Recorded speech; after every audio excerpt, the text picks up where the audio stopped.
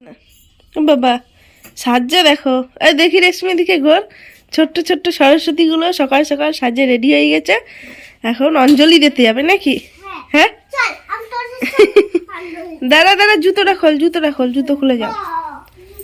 হ্যাঁ ও খুলতে পারে।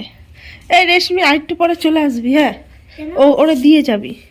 যদি ব্রাহ্মণ না আসে আমরা যাবো যে তার জন্য, ঠিক আছে? ওই ঘুরতে যাবো যে বলছি। হ্যালো বন্ধুরা, হ্যাপি সরস্বতী পুজো। তো সরস্বতী পুজোয় সকাল সকাল উঠে সমস্ত কাজ ঠিক করে তারপরে আমি রেডি হয়ে গেলাম আমার হাজব্যান্ডের সাথে আর আমার মেয়েকে নিয়ে একটা জায়গায় বেরোতে। তো চলো দেখতে থাকবে, খুব সুন্দর একটা জায়গা, অসাধারণ জায়গা। আমি এর আগে যাইনি, এই ফার্স্ট যাচ্ছি।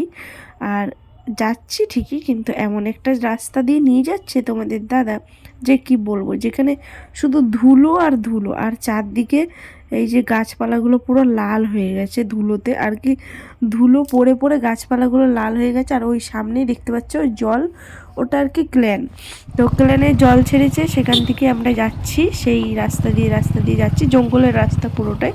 আর এখানে দেখতে পাচ্ছ এই জঙ্গলের মাঝে আর কি গ্রাম আছে, তো গ্রামে এই যে ছাগলগুলো চড়িয়ে এখন ঘরে নিয়ে যাচ্ছে। তো জায়গাটা খুবই অসাধারণ, কিন্তু রাস্তাটা খুবই খারাপ, খুব কষ্ট করে যাচ্ছিলাম। আমি বলছি কেমন একটা রাস্তায় নিয়ে এসছে। আর এখানে দেখো ক্ল্যানের আর কি এখানে আর কি গেট, তো গেটের ধারে এত ময়লা জমে আছে যে কি বলবো। আর এই দেখো এই বনের মাঝখানে একটা দেখতে পাচ্ছ কি সুন্দর একটা গ্রাম। তো ফাইনালি আমরা আর কি পাকা রাস্তা উঠেই গেলাম, আর কি বন থেকে কাঁচা রাস্তা দিয়ে ওই রাস্তায় উঠে এই যে চলে এসেছি আমাদের সব থেকে সুন্দর একটা জায়গায়। তো কখনো ভাবিনি যে জায়গাটা এতটা সুন্দর হবে, ভেবেছিলাম সুন্দর, কিন্তু এ তো আমার ধারণার থেকেও বেশি সুন্দর জায়গাটা। সত্যি খুব অদ্ভুত একটা জায়গা, এত সুন্দর ফুলে ফুলে ভরা যে কি বলবো, দেখলেই মনে হয় যেন এখানেই রয়ে যায়। ভেবেছিলাম সরস্বতী পুজোটা অতটাও ভালো কাটবে না, কিন্তু সত্যি এতটা ভালো কেটেছে আমি বুঝতেও পারিনি। তো ওখানে দেখতে পেলে কি সুন্দর বাঁধাকপি, আর এখানে দেখতে পাচ্ছ চালগুড়ি, আর কি এখানে ঢেকিতে করে চাল কুটে তারপরে গুঁড়িগুলো রোদে দিচ্ছে।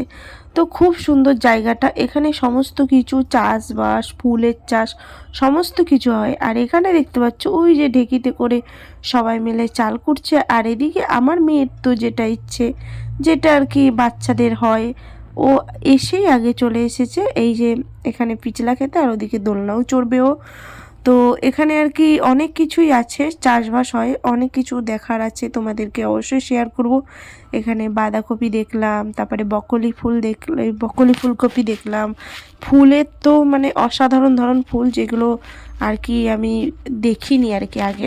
আর এই দেখো এখানে কিন্তু ঘোড়ার গাড়িও আছে, খুব সুন্দর, সবাই চড়ছে আর কি, যারা যারা চড়ছে চারদিকে ঘুরে দেখাচ্ছে ঘোড়ার গাড়ি করে। আর এই দেখো অদ্ভুত কি সুন্দর ফুলগুলো, ফুলগুলো মানে দেখে মনে হচ্ছে তুলি, কিন্তু না, এটা করা উচিত না। আর এটা করার কোনো পারমিশন নেই, যেহেতু তুমি ফুলগুলোর ধারে যাবে, ধারে যে ছবি তুলবে, তুলে তুমি চলে আসবে, হাতে ধরবে তাও ঠিক আছে, কিন্তু ফুল তোলা যাবে না, এটাই এখানকার নিয়ম। আর এদিকে আমার মেয়েও তো মানে কি বলবো, ও তো ফুল তোলার জন্য ওর হাতটা, বাচ্চা মানুষ বুঝতেই তো পারছো ফুল তোলার জন্য কতটা এক্সাইটেড থাকবে, তো ওকে আর কি সামলাতে হচ্ছে।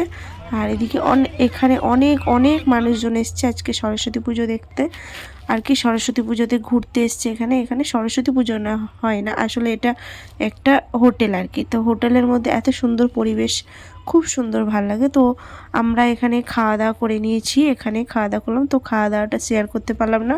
খাওয়া দাওয়া হয়ে গেছে, এবার আরেকটু ঘুরবো, ঘুরেই তারপরে বাড়িতে রওনা দেবো, কেননা বেলা অনেকটাই বেজে গেছে। আমরা যখন বেরিয়েছিলাম তখন বাজে দুপুর 12টা, আর যখন ঘর এসেছি তখন 4টা বাজে।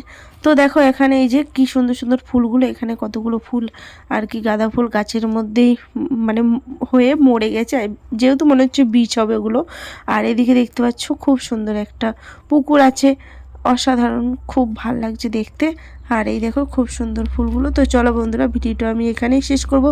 জায়গাটা কিন্তু খুবই সুন্দর, তোমরা সবাই দেখবে, আর সবাই অবশ্যই ভিডিওতে লাইক করবে, কমেন্ট করবে, শেয়ার করবে। টাটা।